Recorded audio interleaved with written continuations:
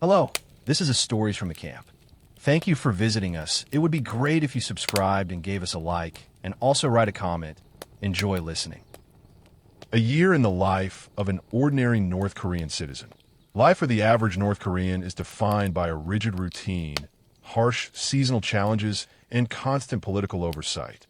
From sub-zero winters with scarce food and fuel to exhausting planting and harvest campaigns, citizens navigate a yearly cycle shaped by the regime's demands.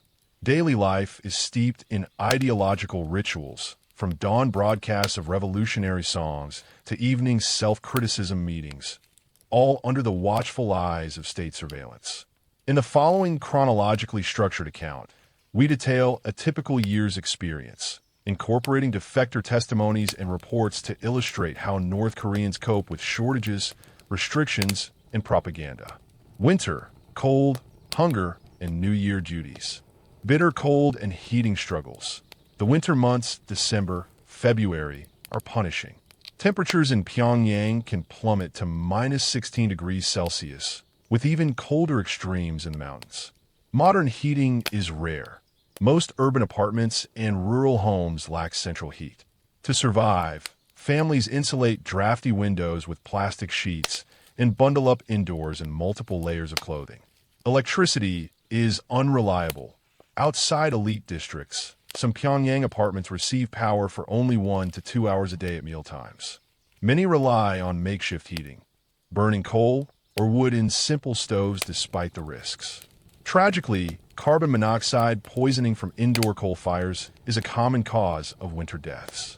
Firewood itself is scarce and officially restricted to curb deforestation, forcing people to scavenge. In late autumn and early winter, residents scour harvested cornfield for dried corn cobs and even dig up roots to use as fuel. By winter's peak, corn roots are a precious commodity because coal and wood prices have soared beyond most families' reach. In one account, citizens mobilized for road work had to bring their own kindling to cook lunch, a stark reminder that even preparing a hot meal is difficult without fuel. Food and the arduous winter. Food insecurity worsens in winter. Rural farmers have long exhausted the autumn's harvest stocks, and urban households face dwindling state rations. Many North Koreans subsist on kimchi, fermented cabbage, and preserved vegetables prepared in the autumn, along with corn or maize porridge. Meat and fresh produce are virtually non-existent in common diets during winter, apart from some radish or cabbage from private plots. Even eggs and tofu become rare treats. Malnutrition is pervasive, contributing to what some defectors recall as an arduous march through winter. Homeless children, KGB, especially suffer, often seen scavenging or begging and at risk of freezing or starving on the streets. Those with some means resort to the black market for staples, while the poorest might forage wild plants or, in desperation, flee home to search for food. In past winters, hungry workers have vanished from their posts to hunt or fish in remote areas. Authorities label them criminals or would-be defectors, even though, as one Radio Free Asia report notes, many were merely searching for food to avoid starving to death. New Year's Day and winter holidays. Despite the privations, the regime's political calendar provides no respite. January 1st is nominally a holiday, marked by the leader's New Year's address, which citizens must dutifully watch or listen to. Yet even on New Year's Day, when families might otherwise rest, extra loyalty tasks can intrude. For example, on January 2nd, the first workday of the year, every worker was recently required to report to work hauling 10 kilograms of scrap metal they had collected. People spent their New Year's holiday scouring neighborhoods for metal to meet this quota, part of a nationwide campaign to boost steel production. Such mobilizations underscore that in North Korea, even holidays may be co-opted for labor and propaganda. Later in winter comes February 16th, the birthday of Kim Jong-il, officially the day of the shining star. This is one of the biggest national celebrations. In the lead-up, citizens are often mobilized to prepare mass performances, lighting displays, or flower shows in Kim Jong-il's honor. Schools and workplaces hold commemorative events, and children might rehearse special songs or poems praising the late leader. The state sometimes issues festive rations, a rare allotment of cookies, candy, or meat, around major leader birthdays. However, outside showcase cities, such gifts are meager.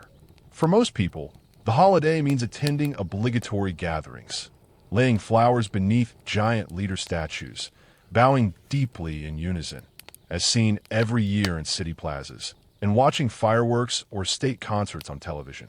As one defector put it, holidays in North Korea are hardly relaxing. They are political rituals that everyone must take part in. Only around Kim Jong-il's birthday or the Lunar New Year, Seoul. In late winter, might some families have a brief furlough, but even then, Sundays or off days can be canceled if there's a production campaign or emergency task. Winter coping and surveillance. Throughout winter, the surveillance culture remains intense. Neighborhood wardens, the Inman Banjang, conduct more frequent home inspections in cold months, ostensibly to check safety, but also to enforce loyalty. They ensure every home prominently displays the mandatory portraits of Kim Il-sung and Kim Jong-il, carefully dusted and undamaged. There are even reports of families being punished for failing to save these portraits during house fires. Citizens must also attend weekly ideological study meetings despite the chill. In these sessions, often held in unheated halls, they collectively read newspaper editorials or regime directives, sometimes huddling in coats and gloves. North Koreans have learned not to complain openly. Even minor criticism of Kim Jong-un can result in entire families spending their lives in a political prison camp, explains one defector.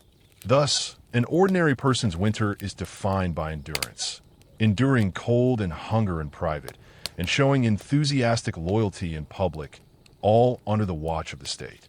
Spring, lean season, planting, and political celebrations. Spring hardship and food scarcity. As winter thaws into spring, March, May, many North Koreans enter the hungriest time of year.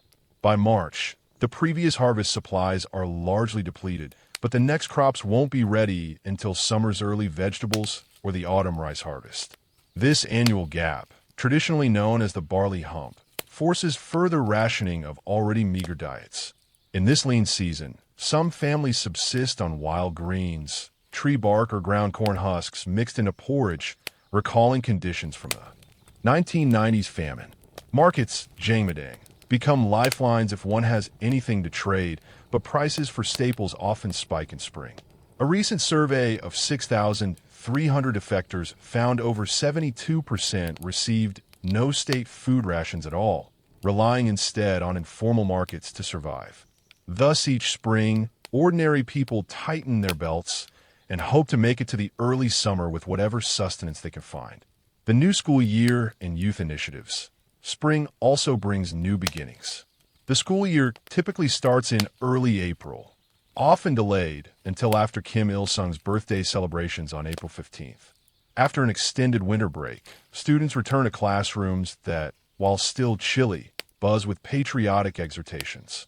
On the first day of school, it's common for children to read aloud an oath pledging loyalty to Kim Il-sung and the party before regular lessons resume. Throughout April, schools drill students in preparation for upcoming political anniversaries. Notably, April 25th, Army Day, and May 1st, International Workers' Day, are occasions for youth to perform in rallies or mass dances. In early June, North Korea celebrates Children's Union Foundation Day. June 6th, 11-year-olds don red neckerchiefs and swear an oath to the Kim leadership, often in a grand ceremony at school or a local monument. These rites of passage reinforce that from a young age, North Koreans are integrated into the regime's calendar and ideology. April 15th, Day of the Sun, the biggest holiday of spring, indeed of the year, is Kim Il-sung's birthday on April 15th, revered as the Day of the Sun. In the weeks prior, the entire country mobilizes to pay tribute to the eternal president. Towns are cleaned and bedecked with flags. Slogans extolling Kim Il-sung's legacy line the roads. Mandatory rehearsals consume citizens' evenings. Students practice coordinated flag-waving dances. Workers' choirs learn new paeans, and neighborhoods prepare synchronized bowing ceremonies. On the day itself, every able person dresses in their best, often a traditional hanbok or uniform, and visits the nearest Kim Il-sung statue to lay flowers and bow deeply in unison. Participation is not optional. In each local in Minbin, people's unit of 20 to 40 families, the leader checks attendance and compliance. The regime often issues token gifts, perhaps extra rice, sweets for children, or a rare piece of fruit. However, these treats hardly compensate for the effort people expend. A defector recalls that, even as children, we never questioned why sometimes there wasn't enough food. We were told to thank the leader for what we had, and we did. Day of the Sun is also one of the few times many North Koreans get a multi-day break, officially a 2 to 3 day holiday. Yet even during this break, mass loyalty events dominate. Orchestras and synchronized dance performances fill city squares, and at night fireworks or torchlight parades require attendance for those selected to march. Personal leisure is minimal. As observers note, North Koreans have long lists of anniversaries, but true rest days are rare. Spring farming mobilizations.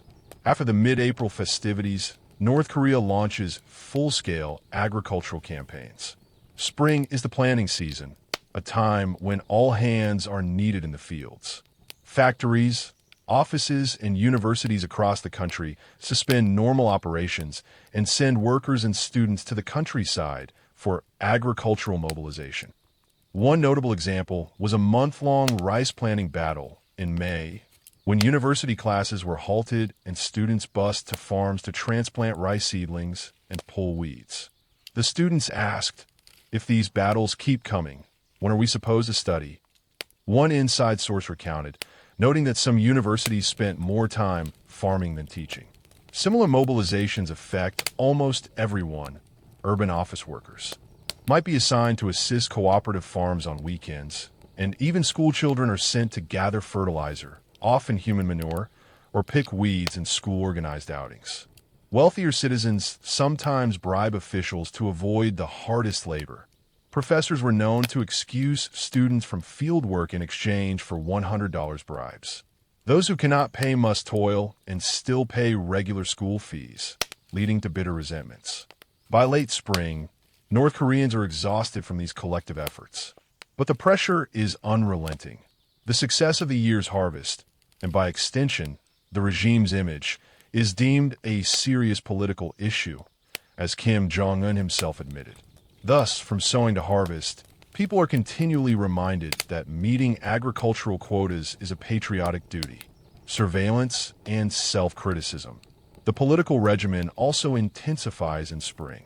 Every Saturday, citizens attend Sengwol Chonghwa, the weekly life critique sessions. Here they must stand and confess minor faults in political loyalty or work discipline, followed by colleagues' criticisms of each other. Self-criticism is still popular, as are colleague criticism sessions, notes one account of daily life. In these meetings, someone might be berated for being late, for wasting collective resources, or not meeting work targets. All criticism is framed against the 10 principles of monolithic ideology, effectively the commandments of Kim family loyalty. Importantly, records of these sessions are kept and reported up the party chain, affecting one's social standing, job prospects, housing, and even permission to marry. This creates intense pressure to conform. In spring, often a quarterly or biannual ideological check is held on a larger scale, where those with accumulated critiques are paraded and denounced before bigger assemblies. The knowledge that a misstep could be recorded and haunt one's family keeps people in line.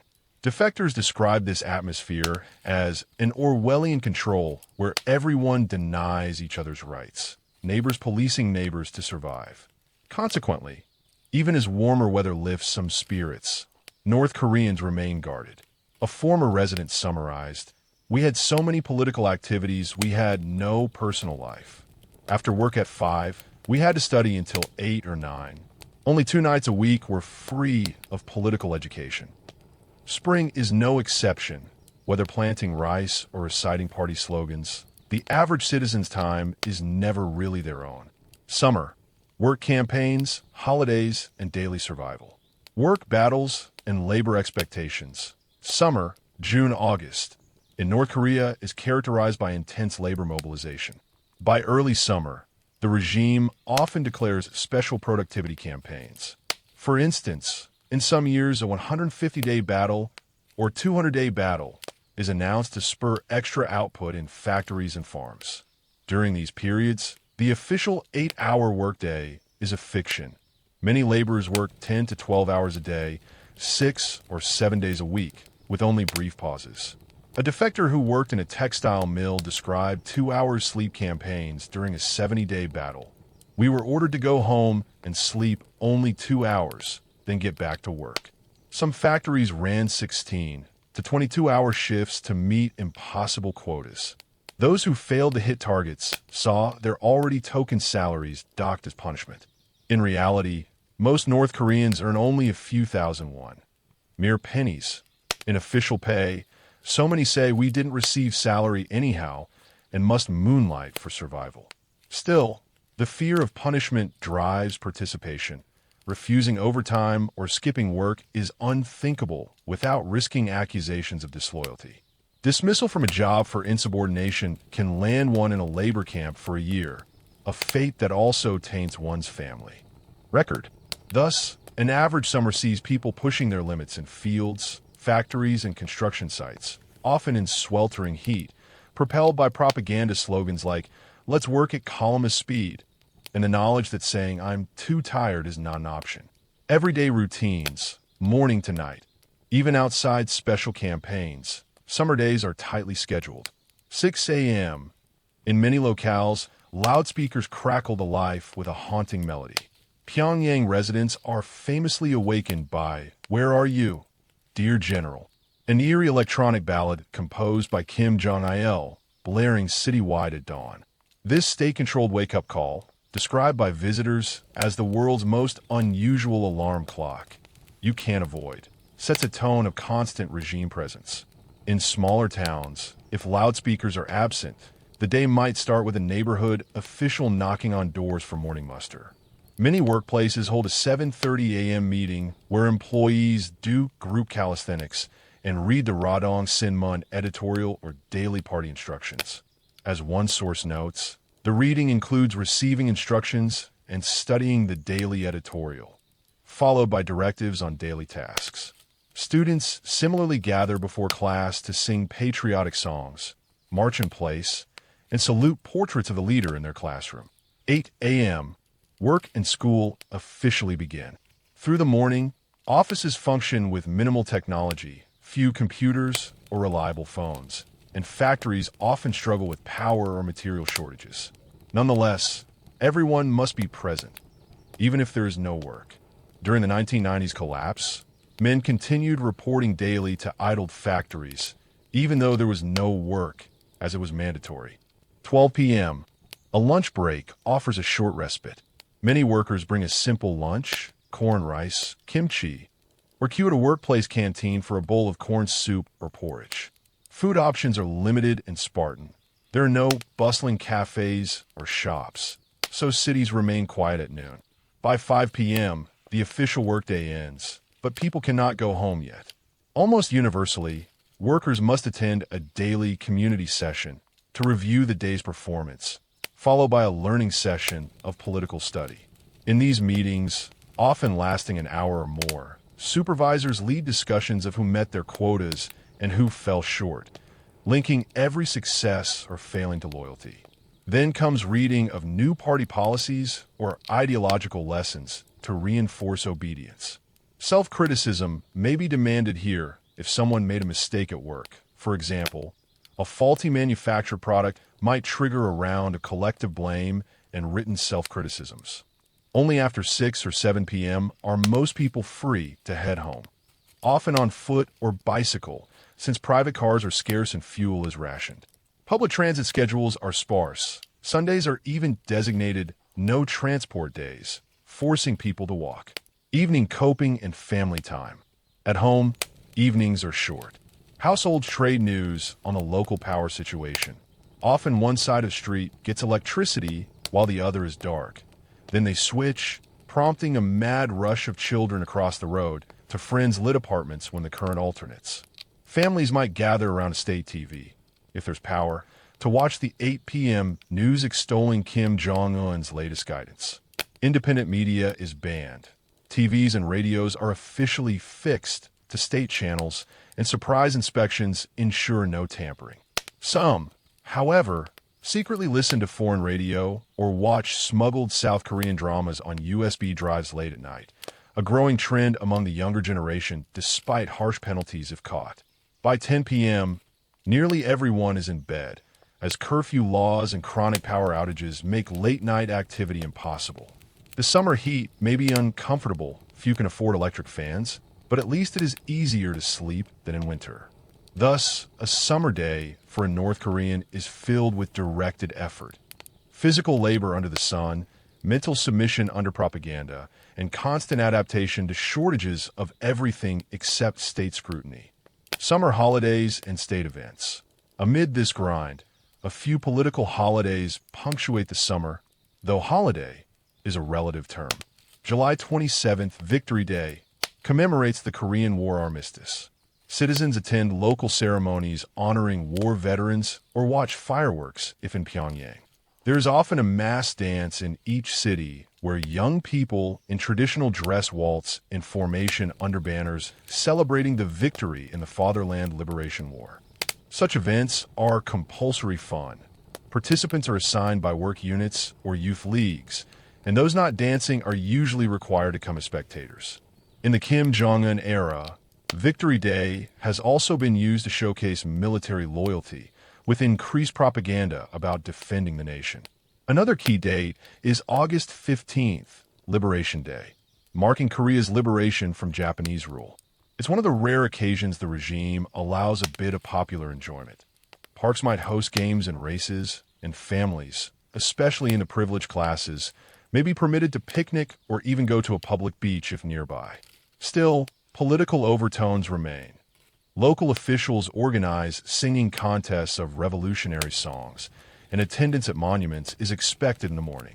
Ordinary North Koreans treasure these summer holidays, mostly for the small material perks. Sometimes extra meat or alcohol is distributed. According to defector testimonies, some would save a bit of oil and grain for months to cook a special meal on these days, since the state's provisions were never guaranteed. Holidays are rare, despite a long list of anniversaries, notes one analysis, and indeed most people get at most a few days off per year outside of Sundays. Military service and paramilitary drills. For many young North Koreans, summer can also mean military life. Conscription typically occurs in April or August each year. High school graduates, around age 17 to 18, enlist in April, and slightly older youth by August. Men serve around 10 years, and since 2015, most women must serve around 7 years, until age 23, unless exempted by university or health. Thus, an average family often has a son or daughter away in the Korean People's Army. Summer in the military is strenuous. New conscripts endure basic training in the heat, while others are dispatched to construction brigades or farms to assist with civilian projects. Even non-military citizens are not entirely off the hook. Many belong to paramilitary groups like the Worker Peasant Red Guards or youth brigades that hold annual summer exercises. It's not uncommon for workplaces to organize militia drills or civil defense training in summer when farming duties allow. One defector recalls as a teenager having to spend a few weeks each summer in field camping exercises with the Red Youth Guard, learning to fire vintage rifles and throw grenades. These drills are part of the military-first mentality drilled into society, reinforcing that everyone is a soldier for the motherland. The cultural effect is clear. Even during relatively peaceful summers, the regime reminds people that the U.S. and South Korea are aggressors at the gate, necessitating vigilance and sacrifice. The constant militarization of daily life, whether through actual service or propaganda, means summer offers no real relaxation for average citizens. As one refugee succinctly put it, we had to be ready to defend the leader with our lives, even on our days off.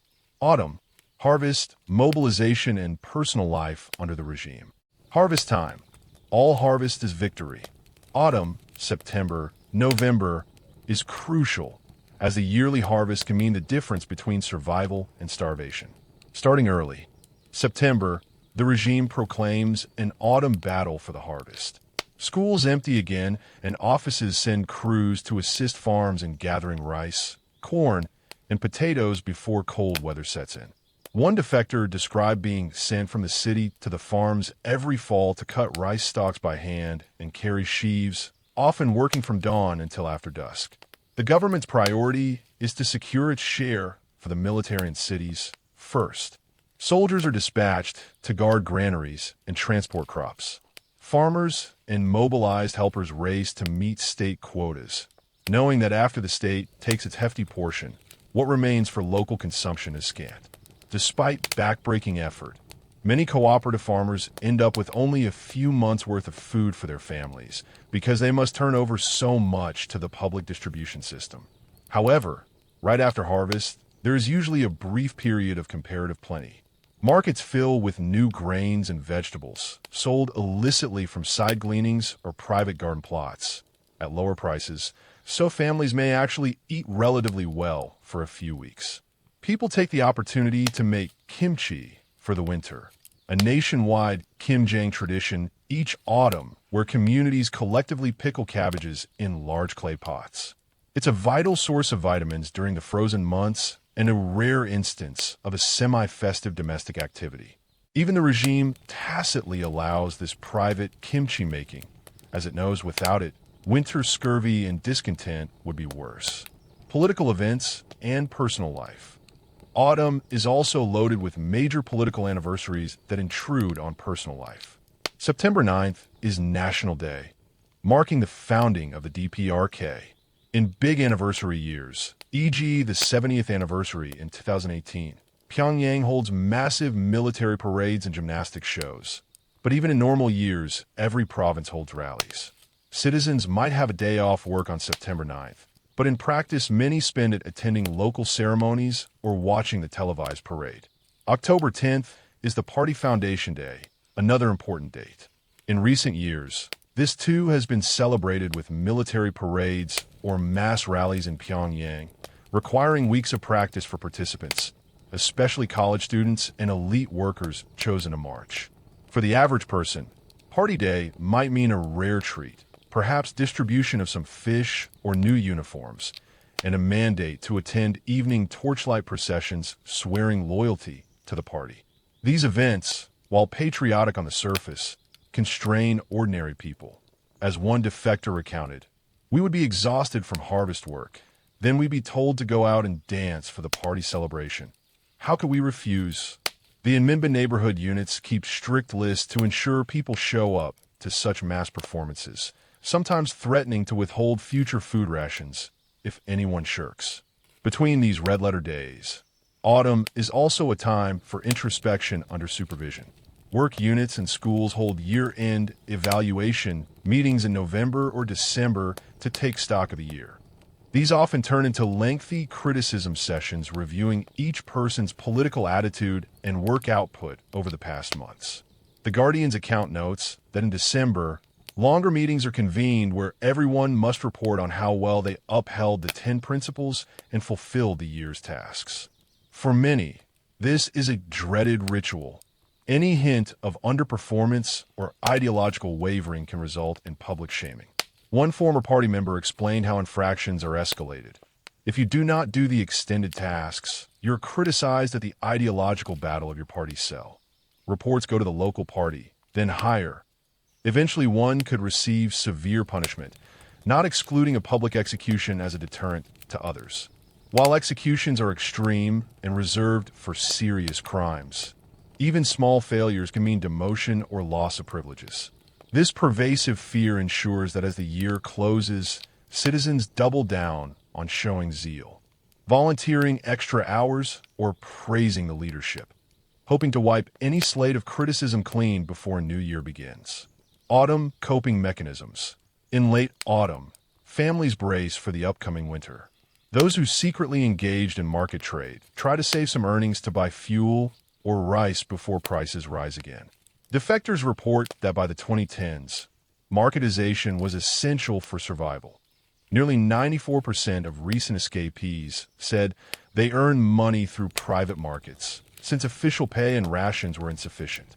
This means throughout the year, and especially after harvest when goods are available, people engage in small-scale businesses, trading rice, tailoring clothes, or selling homemade tofu at the local market. The government largely tolerates these gray market activities now, even if publicly it denounces anti-socialist commerce, because it knows it cannot feed the population. Still, there's a cost. Around 41% of North Koreans, per defectors after 2011, reported having to bribe officials to look the other way or to secure better livelihood opportunities. An average citizen might pay a bribe to a local police officer to ignore an unauthorized business, or give the teacher money to ensure their child is not sent to an inconvenient rural job after graduation. As fall ends, such fees often spike. For example, to avoid being picked for the hardest winter work details or to obtain travel permits to visit relatives. Travel between cities requires permission, which is frequently procured through bribery. This corruption is deeply embedded. As one observer quipped, North Korea has no formal taxation but imposes many informal loyalty payments in cash or goods. From copper for statues to rabbit furs for the army, citizens are tapped for contributions year-round, starting as early as elementary school. In Sinuiju one summer, every resident had to turn in a certain weight of scrap copper to fund new Kim Il-sung and Kim Jong-il statues. No exceptions were made. Such demands often peak toward year-end as local officials rush to meet annual quotas of loyalty offerings. Therefore, ordinary people cope by hiding a portion of their harvest, earning a side income, or bartering with neighbors. Anything to meet the state's demands while keeping enough to survive. End of year and private coping. As December arrives, North Koreans mark one more somber date, December 17th, the anniversary of Kim Jong-il's death. The state enforces reverence. Moments of silence, wreath-laying at his portraits, and dramatic displays of mourning are common. Many remember 2011, when people wailed publicly, some out of genuine grief, others out of fear of seeming unenthusiastic. Now each year, authorities often call for a nationwide memorial meeting requiring attendance. Once that day passes, thoughts tentatively turn to the new year.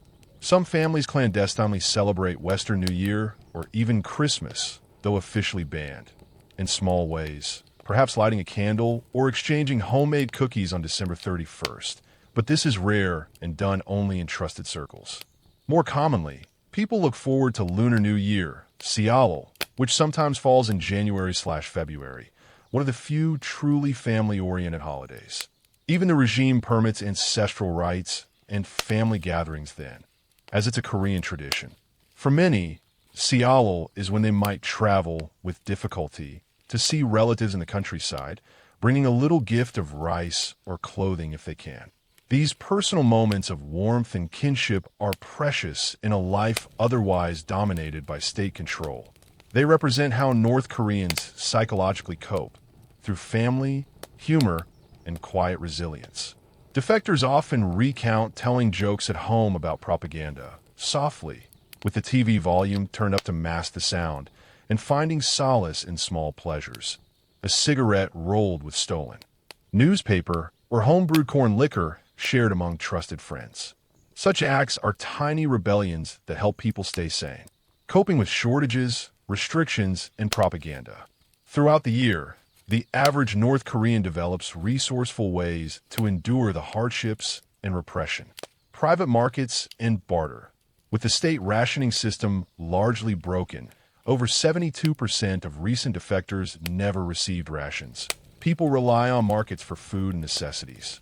A typical citizen might engage in petty trade, selling vegetables from a small garden or homemade goods like shoes or cigarettes to obtain rice and corn.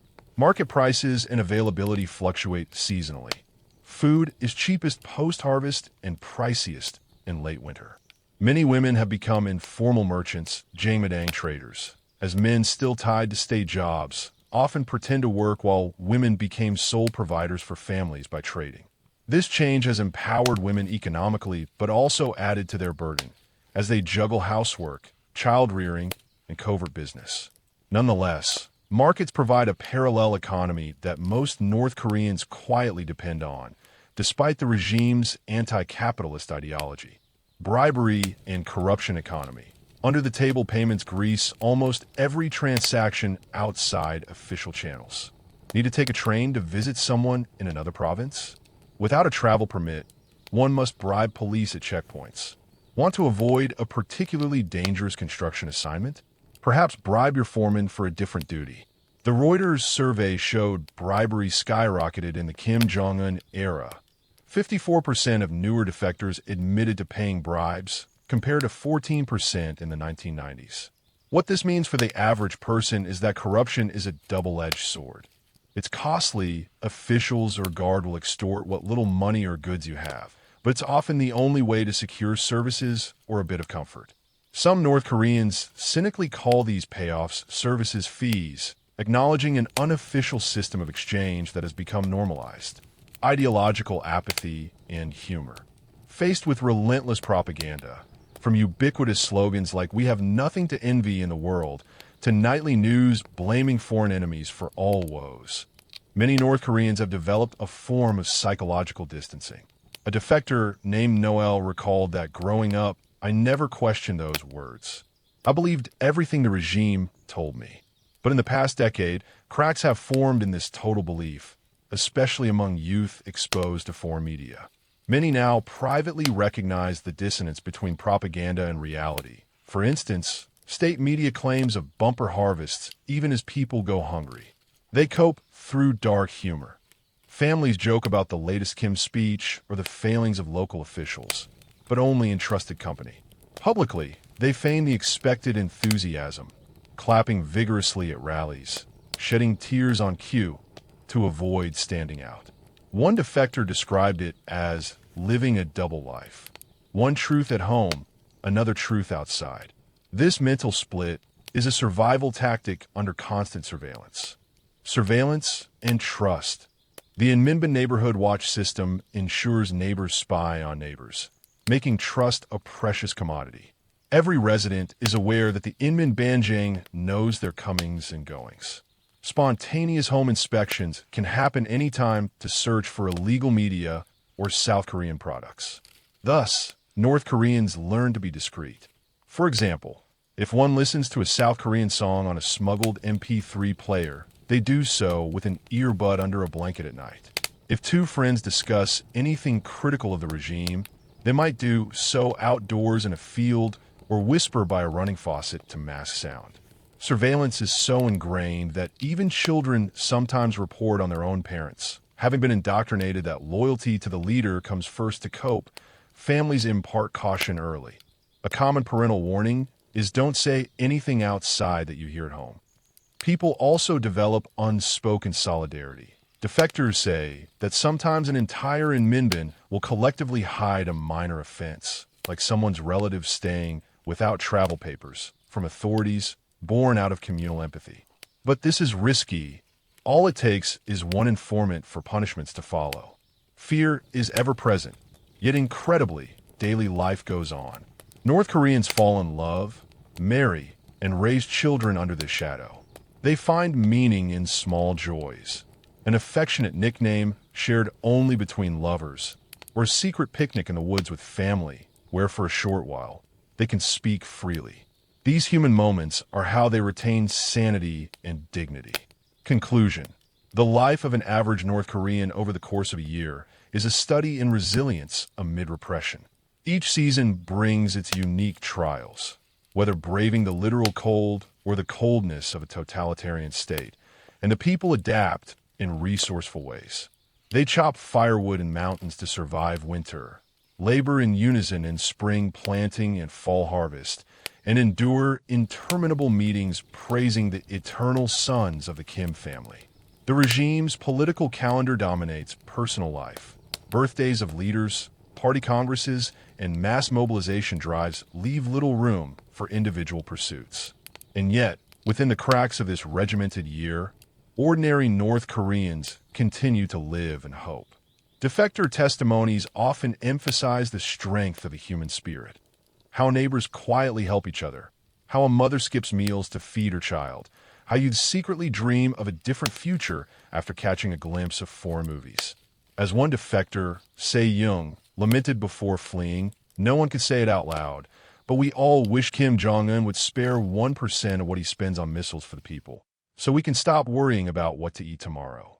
That simple wish for a better life propels many to cope through yet another arduous year. In sum, a year in North Korea is a cycle of imposed collective struggles and private acts of endurance, a testament to the harsh realities of a closed society and the quiet courage of those living within it.